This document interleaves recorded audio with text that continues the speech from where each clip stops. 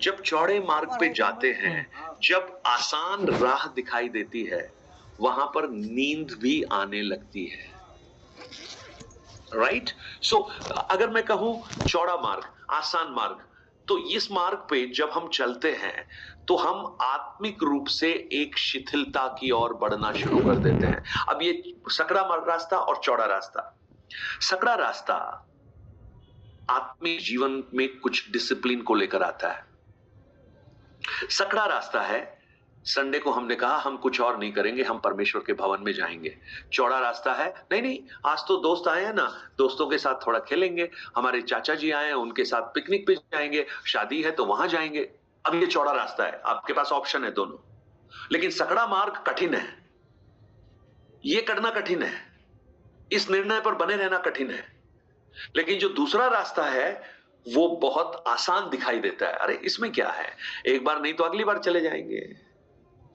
आत्मिक जीवन में जब हमें कुछ बातें अच्छी नहीं लगती, डिसिप्लिन अच्छा नहीं लगता, हमें लगता है कि यार वो भी कर रहे हैं, देखो संसार सब वहां जा रहा है, भीड़ वहां जा रही है, तो वहां जाना ज्यादा अच्छा है। कहां थोड़े से लोगों के साथ में, कहां छोटी छोटी चीजों में। मैं कहूं सकरा है वो रास्ता, परंतु याद रखिएगा वो जीवन की ओर जाता है। और प्रभु यीशु यही बताना चाहते हैं कि वो मार्ग जो चौड़ा दिखाई देता है, आज जब हम बहुत से प्रचारों को सुनते हैं, झूठे भविष्यद्वक्ताओं को जो गलत शिक्षाएं देते हैं उनको सुनते हैं, तो वो यही बताते हैं कोई बात नहीं, आप चौड़े मार्ग पे चलो, कोई फर्क नहीं पड़ता। थोड़ा बहुत पीते हो ना, कभी कभी पीते हो ना, कोई बात नहीं, लेकिन चर्च में आ जाया करो। अरे इतनी बुराई तो सब में होती है, कोई बात नहीं, चलता है ना, इतना तो चलता है। भाई नमक, आटे में नमक तो चलता है ना। नमक में आटा थोड़ी मिला रहे हो, आटे में नमक तो चलता है, इसमें क्या फर्क पड़ता है? बहुत फर्क पड़ता है, क्योंकि वो जो चला रहे ना हम, वो चौड़ा मार्ग है। सकरा मार्ग क्या है? बिल्कुल नहीं चलता, वो कठिन है, वो मुश्किल है, उसमें दुख है, उसमें हमारी हमारी जो इच्छाएं हैं, हमारी जो एम्बिशंस हैं, उसको हमें मारना पड़ता है। हमारा स्पीड कम हो जाएगा, हम औरों के समान नहीं दिखेंगे, और आज संसार के साथ भाग रहे हैं। अरे पास्टर जी आजकल ऐसा ही चलता है।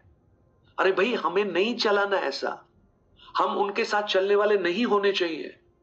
देखिए परमेश्वर ने इजरायलियों को बुलाकर क्या कहा? उनको अलग हो जाओ, उनको अलग बनाया, अलग रखा उनको। जब मिस्र में से बाहर निकाला, सबसे पहला काम परमेश्वर ने उनको क्या दिया? आज्ञाएं दी।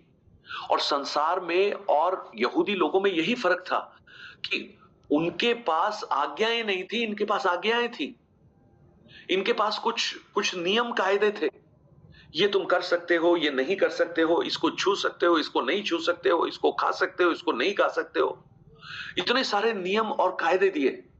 हम अगर देखते हैं तो 10 नियम हैं जो निर्गमन में हम पढ़ते हैं, परंतु उनकी जो तलमूद जो पुस्तक है, जो इजरायलियों की ट्रेडिशनल बुक है, उसमें 613 आज्ञाएं हैं। 613, 613।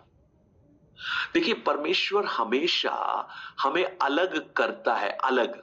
और अगर हम अलग हुए हैं ना, तो हमें अलगदाई का ही जीवन बिताना चाहिए। हम ये नहीं कह सकते हम वहां भी रहेंगे, हम यहां भी रहेंगे। कुछ लोग हैं जो उस नाव में भी पैर रख के चलते हैं, इस नाव में भी पैर रख के चलते हैं। नो नो भैया, गिर जाओगे, डूब जाओगे। एक ही नाव में रहिए, जहां रहना है वहीं रहिए। सो आप देखिए लूका रचित सुसमाचार 5 अध्याय में, एक मिनट मेरे साथ आ जाइए, लूक 5 अध्याय और उसके 3 वचन को एक बार पढ़िएगा। वहां पर क्या लिखा है? उन नावों में से एक पर जो शिमोन की थी चढ़कर उससे विनती की कि किनारे से थोड़ा हटा कर ले चल, किनारे से थोड़ा हटा कर ले चल। बहुत भीड़ है, शिमोन भीड़ के बीच में खड़ा है, लेकिन प्रभु क्या कह रहे हैं शिमोन को? शिमोन, मैं तुझे भीड़ वाला रास्ता नहीं, एक सकरे रास्ते पे से लेके जाना चाहता हूं। और अगर सकरे रास्ते पे चलना है तो तुझे यहां से हटना पड़ेगा, इन लोगों के बीच में से हटना पड़ेगा। और उसको किनारे से थोड़ा हटा दिया। और देखिए नाव में और कोई नहीं है, अब यीशु है और शिमोन है। किनारे से हटाओ। सो देखिए, प्रभु हमेशा जब हमें बुलाता है तो वो हमें अलग करता है, अलग करता है।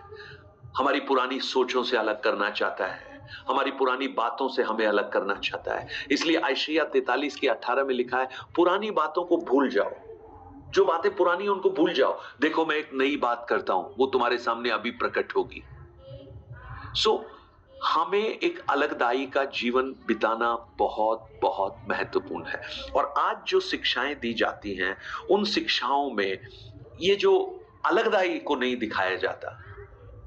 अच्छा कर सकते हो, हाँ कर लो ना, कोई बात नहीं, संडे को मत करना बस। राइट? सो समझ में आया दो रास्ते कौन से हैं? एक संसार का रास्ता है और एक परमेश्वर का रास्ता है। और हमें यह जांचना है कि हम किस रास्ते पर हैं। आज हमने उद्धार पा लिया, हम बोलते हैं उद्धार पा लिया, हमने उद्धार पाया, प्रभु यीशु को हमने अपने जीवन में ग्रहण किया। उसके बाद कहीं आज हम संसार के मार्ग पर तो नहीं चल रहे, कहीं हम उस चौड़े मार्ग पर तो नहीं जा रहे। हमारा जो विश्वास था, जो हमने किया था, क्या उसी निर्णय पर हम स्थिर हैं?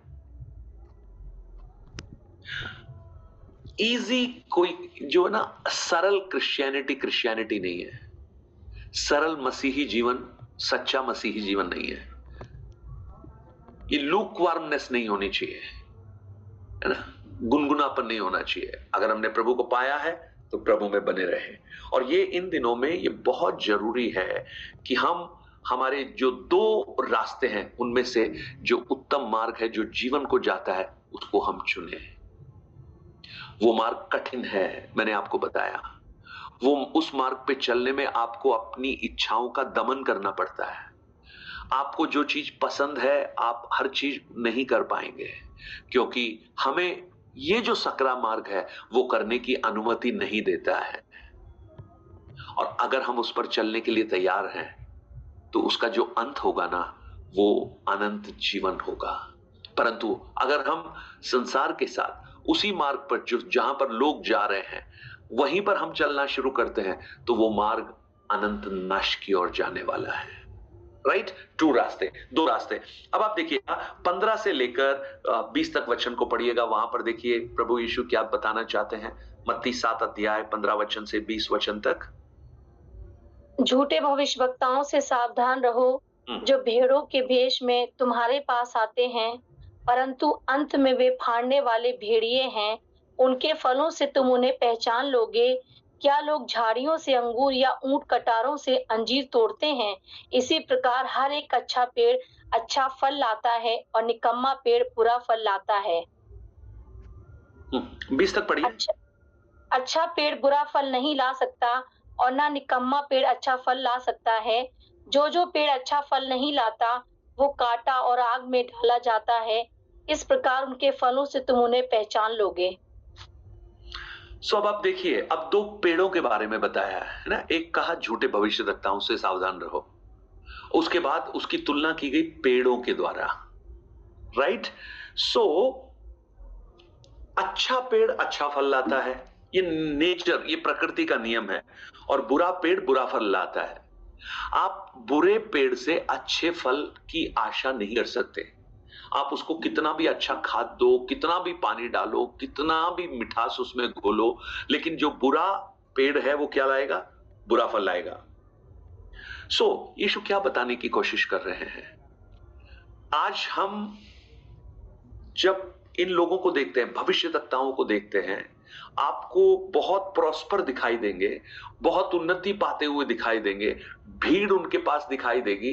हो सकता है आपको दिखाई दे बड़े बड़े चमत्कार हो रहे हैं, लेकिन आप हर चमत्कार को आत्मिक मत समझना और हर चमत्कार करने वाले व्यक्ति को मत समझना कि वो बहुत आत्मिक है। असली पहचान उनके फलों से आप करना, उनके जीवन में आत्मिक फल है या नहीं है। और आप उनके जीवन को देखने से आपको समझ में आ जाएगा। ये आपको पता होना चाहिए। आज हम क्या करते हैं, हम जब भी कुछ एक अच्छा मैसेज किसी से सुनते हैं तो हमें लगता है कि ये बहुत आत्मिक है, लेकिन वास्तव में उनके जीवन में आत्मिक फल है या नहीं? और पेड़ की पहचान उसके फलों से होती है, और अगर फल अच्छे नहीं हैं तो उस पेड़ का कोई महत्व नहीं है। इसलिए प्रभु यीशु अभी बाद में बताएंगे, वो जब दो लोगों के बारे में बात करेंगे, है ना, दो लोगों के बारे में अभी हम पढ़ेंगे उसके बारे में। लेकिन ये जो पेड़ जो है ना, ये हमारे जीवन में एक बदलाव लेकर आना चाहिए। कैसे बदलाव? हम जब बुरे थे, प्रभु ने हमें चुना और हमें अच्छा बनाया। हम जंगली दाखलता थे, लेकिन जंगली दाखलता को किसके साथ में साट दिया? उत्तम दाखलता के साथ में ग्राफ्टिंग कर दी हमारी। ग्राफ्टिंग। अब ग्राफ्टिंग करने के बाद में फल क्या आने चाहिए? अब वो जंगली फल नहीं आने चाहिए। उत्तम। अगर आज भी अच्छे दाखलता के साथ सटने के बाद, उसके साथ ग्राफ्टिंग के बाद में आज भी अगर बुरे फल ला रहे हैं, वो कौन कौन से बुरे फल हैं मैं वैसे ही बता देता हूं। मुंह खोलते हैं तो बुरी बातें निकलती हैं, आंख खोलते हैं तो बुरी, पैर उठते हैं तो बुरी जगह जाते हैं, हाथ उठते हैं तो गलत काम होते हैं। अगर आज भी ये हो रहा है तो इसका मतलब है आज भी आप उस पुराने पेड़ के प्रदर्शित कर रहे हैं। आप ये नहीं कह सकते कि अब जो मसीह में है वो नई सृष्टि है, पुरानी बातें बीत चुकी हैं, सब कुछ नया हो गया है। आज भी आप उस पुराने पेड़ में बने हुए हैं। लेकिन प्रकट ऐसा करते हैं जैसे वो अंजीर के पेड़ ने प्रकट किया था ना, कि बहुत पत्ते हैं उसके अंदर। प्रकट ऐसे करते हैं कि हम बहुत पत्ते वाले हैं, बहुत आत्मिक हैं, लेकिन वास्तव में फल बुरे हैं। मैं आपको एक उदाहरण देता हूं, आपको समझ में आएगा। मैं किसी भी व्यक्ति का नाम नहीं लूंगा, लेकिन आपको उससे समझ में आएगा। मैं एक पासवान की बात कर रहा हूं। बाद में भी मुझसे कोई पूछना मत, मैं बताऊंगा भी नहीं। बहुत रेस्पेक्टेड, बहुत सम्मानित पासवान, बड़ी अच्छी सेवकाई, लोग उनका सम्मान करते हैं, आदर करते हैं। मैं भी बहुत करता था, ध्यान देना, करता था। एक दिन क्या हुआ, उन्होंने मुझे फोन किया, मेरा फोन नहीं लगा। फिर मैंने उनको फोन किया तो उनका फोन नहीं लगा, वो बिजी थे। फिर पता नहीं क्या हुआ, शायद जेब में फोन था तो अपने आप मुझे कनेक्ट हो गया। उन्होंने किया नहीं होगा, कनेक्ट हो गया। और जब कनेक्ट हुआ, उनको नहीं पता लगा कि फोन कनेक्ट हो गया है। कई बार ऐसा हो जाता है ना, आपको पता नहीं लगता और आपका फोन से किसी का फोन लग जाता है, बात है, हम कहते हैं कि अरे गलती से हो गया, तो वो फोन कनेक्ट हो गया। और जब फोन कनेक्ट हुआ, उनका फोन उधर से कनेक्ट हुआ तो मेरे पास तो बेल बजी, मैंने फोन उठा लिया। तो मैं हेलो हेलो बोल रहा हूं, उधर से कोई आवाज नहीं आ रही। तो मैंने थोड़ी देर जब रखा तो मुझे कुछ आवाजें सुनाई दी, और मैं आपको मतलब कह नहीं सकता कि वो अपनी पत्नी से किस प्रकार से बात कर रहे थे। वो शब्द शायद एक सांसारिक व्यक्ति भी इस्तेमाल नहीं करेगा। मेरे हाथ में से फोन ऐसा लगा गिर जाएगा थोड़ी देर। मुझे लगा ये कैसे हो सकता है ये, और वो फोन लगातार जारी था, उनका वार्तालाप भी जारी था। मैंने फोन डिस्कनेक्ट कर दिया। मैं क्यों बता रहा हूं ये? हम कई बार अच्छा पेड़ बनने की, दिखाने की कोशिश करते हैं, लेकिन आज भी उसके अंदर वही पुराने फल लगे हुए हैं। 2 ट्रीज। आप मेरी इस क्लास को देखकर ये मत सोचो कि मैं बहुत आत्मिक हूं, या मॉर्निंग का मेरा ऑडियो सुनकर ये मत सोचो मैं बहुत आत्मिक हूं। लेकिन वास्तविक अगर आपको देखना है तो आपको मेरे घर में आना पड़ेगा, मेरे बच्चों से पूछना पड़ेगा, मेरी पत्नी से पूछना पड़ेगा। सही राय वो आपको बता सकते हैं। वैसे सही बताएंगे नहीं, क्योंकि घर की बात थोड़ी बताएगा कोई, लेकिन वास्तविक आकलन आपको जीवन में दिखाई देना चाहिए। और अच्छे पेड़ की पहचान उसके फलों से होती है। मैं आपको एक चीज बताता हूं, प्रभु यीशु जब उस अंजीर के पेड़ के पास आए, सब लोग सोच रहे थे कि इसमें बहुत फल होंगे। यीशु ने भी सोचा, लेकिन उनको तुरंत समझ में आ गया कि ये एक दिखावा है, ये एक छलावा है, ये एक ढोंगी पेड़ है। और यीशु ने उसको एक ही बात कही, आज के बाद तुझ में कभी फल ना लगे। और वो पेड़ शाम तक सूख गया। पुराने नियम में जब हम आदम को देखते हैं, पहला आदम, यीशु मसीह को अंतिम आदम कहा गया है। आदम को देखते हैं, आदम ने जब पाप किया, हव्वा ने जब पाप किया, परमेश्वर के आने का समय हुआ तो ये भी अंजीर के पेड़ के पास भागे और इन्होंने जाकर वहां से पत्ते तोड़े और पत्ते तोड़कर अपनी नग्नता को छुपाया। लेकिन अंतिम आदम जब अंजीर के पेड़ के पास आया तो वो पत्ते देखने के लिए नहीं आया, परंतु फल देखने के लिए आया। आज मैं आपको बताना चाहता हूं, अगर हम में आत्मिक फल नहीं है, आप गलातियों 5 अध्याय में आप पढ़ लीजिएगा आत्मिक फल क्या है। अगर हम में प्रेम नहीं है, निकुंज खोल रहा है बहुत जल्दी, तो निकुंज पढ़ लो, गलातियों की पुस्तक 5 अध्याय, उसका 22 और 23 वचन एक बार पढ़ो, देखो क्या लिखा है वहां पर। ये फल आप देखिए, आप आप पढ़ लो, कोई बात नहीं, you can read it in English also, no problem. 22 and 23 जल्दी। But the Spirit produces love, joy, number 1, धीरे धीरे पढ़िएगा, लव, धीरे धीरे पढ़िएगा, धीरे धीरे। Number 1 love, number 2 joy, number 3 peace, number 4 patience, number 5 kindness, कृपा, नंबर 7 गुडनेस, भलाई, नंबर 8 फेथफुलनेस, विश्वास योग्यता, humility, Namrata and self control. संयम। जब there is no law against प्रभु जब हमें देखेगा ना, बस काफी है निकुंज, जब प्रभु हमें देखेगा ना, हमसे यही फल की आशा करेगा। So what kind of tree we are? एक, हम कौन से मार्ग पर हैं, दूसरा हम किस प्रकार के ट्री हैं, कौन से फल हम प्रोड्यूस कर रहे हैं। एनालाइज, अपने आप को सोचिएगा। और उसके बाद जब हम आगे बढ़ते हैं तो उसमें और क्या लिखा है, 2 लोगों के बारे में लिखा है ना, पढ़िए आगे। 2 लोग हैं हाँ, जो मुझसे हे प्रभु कहता है, उनमें से हर एक स्वर्ग के राज्य में प्रवेश ना करेगा, परंतु वही जो स्वर्गीय पिता की इच्छा पर चलता है। 2 लोग, एक जो हे प्रभु कह रहा है, दूसरा इच्छा पर चल रहा है। वो बोल नहीं रहा कुछ भी, लेकिन वो इच्छा पर चल रहा है। आज हम जो हे प्रभु कहने वालों को बहुत आत्मिक समझते हैं, लेकिन प्रभु कह रहा है कि कौन से मनुष्य हो ये सोच लो। वो कहेंगे कि हमने बहुत सारे काम किए हैं। देखो, बहुत सारे काम करना महत्वपूर्ण नहीं है, भविष्यवाणी करना महत्वपूर्ण नहीं है, दुष्ट आत्माओं को निकालना महत्वपूर्ण नहीं है, अचंभे करना महत्वपूर्ण नहीं है, लेकिन प्रभु के साथ एक गहरा रिश्ता रखना महत्वपूर्ण है।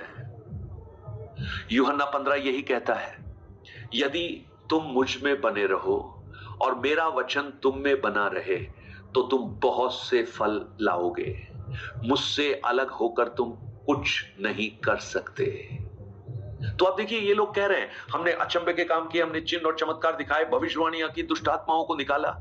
आप सोचिए, आप मुझे बताइए, आपके सामने ऐसा कोई व्यक्ति आके खड़ा हो जाए, ऐसा कोई पास्टर जो दुष्ट आत्माओं को निकाल रहा हो, बीमारों को चंगा कर रहा हो, तो आप तो क्या करेंगे उसको? आप कहेंगे ना मेरे घर पे आओ, सिर पे उठा लेंगे आप उसको। लेकिन प्रभु का आकलन कुछ और है। वो कह रहा है कि ये सब काम करना महत्वपूर्ण नहीं है, लेकिन तुम्हारा रिश्ता मेरे साथ क्या है, ये महत्वपूर्ण है। What kind of people we are? हम कौन से लोग हैं? क्या हम इनके समान कुछ कर प्रभु को खुश करने की कोशिश कर रहे हैं, या हम उस दूसरे व्यक्ति के समान जो उसकी इच्छा पर चलकर शायद कुछ ना कर रहे हो तो भी उसको खुश करने की कोशिश कर रहे हैं? Just analyse what kind of people we are, हम कौन से लोग हैं, राइट? और लास्ट में 2 घर, 2 काइंड ऑफ हाउसेस। कौन सा घर? एक घर जो चट्टान पर बनाया, दूसरा घर जो रेत पर बनाया। प्रियो, चट्टान पे घर बनाना बहुत मुश्किल है, क्योंकि नींव खोदना आसान नहीं है। रेत पर घर बनाना बहुत आसान है। अच्छा मजबूत आत्मिक जीवन वचन पर बनता है, क्योंकि वचन चट्टान है। वचन पर बनने का मतलब क्या है? आपका जीवन वचन पर आधारित है, यानी आप जो जीवन बिता रहे हैं वो वचन पर आपने आधार बनाकर उसको रखा है। और अगर आपके जीवन का आधार वचन है, फाउंडेशन वचन है, मैं आपको कहूं, कितना भी सताव आ जाए, कितनी भी तंगी आ जाए, कितना भी तूफान आ जाए, आपका घर गिरेगा नहीं, क्योंकि आपका जो आधार है ना, चट्टान रूपी वचन है। और वचन के अलावा रेत क्या है? रेत है दिखावटी का आत्मिक जीवन। आप अपने आप को खुश समझते होंगे, अरे मैं संडे को जाता हूं ना, वो भी कई बार तो ऐसे एहसान करके आते हैं कि और हम तो आ गए, यही बहुत बड़ी बात है। नाम के लिए प्रार्थना कर लिया, है ना, नाम के लिए कुछ दान डाल दिया, वो भी दिखाकर लोगों को वाहवाही मिलने के लिए। ये सब चट्टान पर नहीं, ये रेत पर बनाया गया घर है, भर भरा कर गिर जाएगा। इसलिए आपने देखा होगा ना, कुछ लोग जरा सी समस्या में वो यीशु को छोड़ने की बात करना शुरू कर देते हैं, लेकिन कुछ लोग हैं जीवन में कुछ भी आ जाए वो हमेशा मुस्कुराते रहते हैं और वो यही कहते हैं सब कुछ अच्छा हो जाएगा, प्रभु हमारे लिए सब कुछ ठीक करेगा। जानते हैं उसका कारण क्या है? वो वचन पर आधारित होकर चलते हैं। सो आज 4 बातें। एक, नंबर 1, 2 रास्ते। हमने कौन सा रास्ता अपनाया है? एक तो रास्ता हमने उस समय अपनाया था जब हमने उद्धार पाया, वो तो बिल्कुल सही है, आपने उद्धार पा लिया। अगर नहीं पाया तो आप पा लीजिएगा। लेकिन उसके बाद उद्धार पाने के बाद जब हम आगे बढ़ रहे हैं, हम कौन से रास्ते पर चल रहे हैं? सकड़े रास्ते पर या चौड़े रास्ते पर? सकड़ा रास्ता कठिन है, मुश्किल है, तकलीफ वाला है। प्रार्थना में जाने के लिए थकान होगी, लेकिन फिर भी जाना पड़ेगा। संडे को जाने में मुसीबत होगी, फाइनेंशियल प्रॉब्लम्स होंगी, मुश्किल है, लेकिन फिर भी जाएंगे। वो है सकड़ा रास्ता, क्योंकि वो अनंतता को पहुंचता है। चौड़ा रास्ता कैजुअल, अरे चलेंगे ना, आराम से चलेंगे, कोई दिक्कत नहीं है, जाएंगे तो जाएंगे, नहीं तो नहीं जाएंगे, डालेंगे तो डालेंगे, नहीं तो नहीं डालेंगे, लेकिन वो विनाश की ओर जाता है। उसके बाद दो रास्ते देखे, फिर हमने क्या देखा? 2 पेड़ देखे। हम कौन सा फल लेकर आ रहे हैं?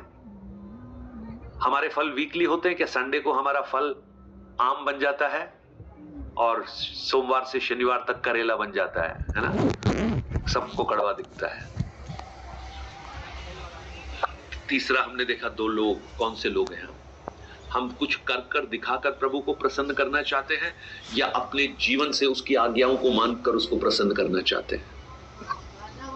तो बनिए उसकी आज्ञाओं को मानकर प्रसन्न करने वाले। और चौथा, कैसा घर हम बना रहे हैं? फाउंडेशन हमारा वचन है, मसीह है, या और कुछ बातें हैं? तो बहुत से लोग कलीसिया में आते हैं, पता है क्यों? मसीह के लिए नहीं आते, वो चंगाई के लिए आते हैं, छुटकारे के लिए आते हैं, आर्थिक मदद के लिए आते हैं, कुछ तो खाना खाने के लिए आते हैं।